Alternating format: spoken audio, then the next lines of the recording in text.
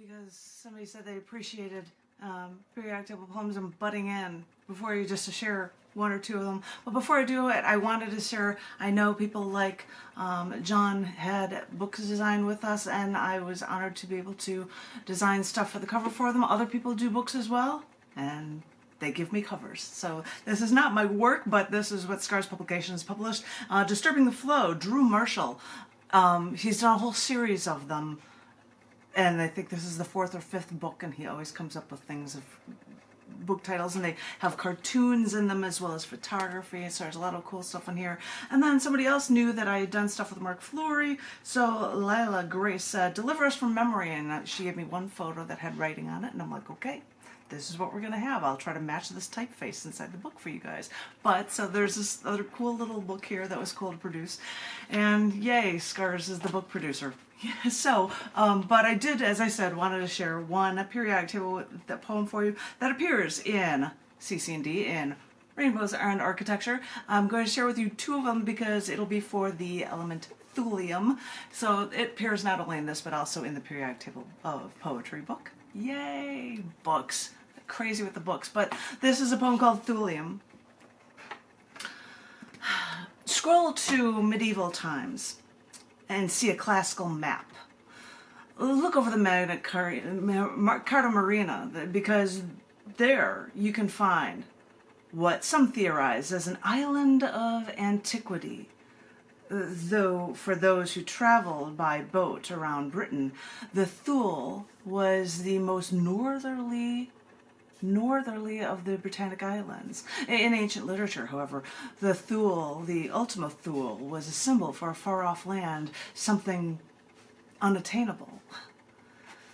And when thulium was discovered in the late 1800s, named after Thule as a mystical region in Scandinavia, the element was so rare that its qualities were unattainable. But even though this is the rarest of the rare, and despite the high cost, it's in the YAG laser, used for laser surgery, for work unattainable by the human hand. It's even bombarded in the nuclear reactor for its use in portable X-ray devices, so that we can see what was otherwise unattainable to the naked eye. Short but sweet, and yes, I read this one as a beach poet, and they didn't have microphones, and it might have been when I had a cold at the same time, so I'm like, how about I use this to be able to read, and I'll just read out of a megaphone and share with you guys. So that is, of course, when I got to wear my Earth shirt on the beach and read for periodic table poems. But the other one I was going to do is a really short one that appears not only in CC&D, in Rainbows and Architecture, but also the Twitterverse, periodic table poetry. I have to tilt it so that my Zoom hosts can see it. You guys have seen those covers too many times, I know. But this is a really short one titled, Thulium Saves the Day for Some Cancers. Everyone talks about breast cancer. Doctors, media, sports teams, stars. But prostate issues are high too. Thulium lasers give the fastest aid for benign prostatic hyperplasia, common in older men. So, if men say they rule the world, throw them this bone, it'll help their health too. And yes, I had a shot from it when I went with an image. Try to show it off. I'm seeing it in color on one screen. It's hard to see. But it does say the day for cancers because it doesn't always have to be about Breast Cancer Awareness Month or whatever. I also performed this at the Gallery Cabaret in 2022, which was a fun time, and I always have to have the different filters while I pull it off. But there's my short introduction of thulium that was in CC&D and in both of the periodic table poetry books.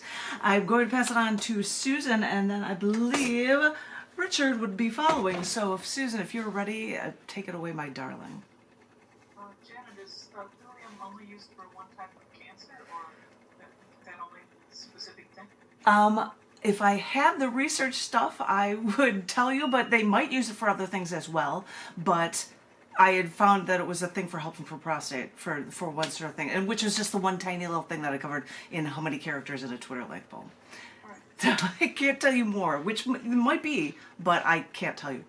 So I guess that's your research project. If everybody cares to learn more about what thulium does, then go for it. Anyway, I'm going to shush up. Take it away, Susan.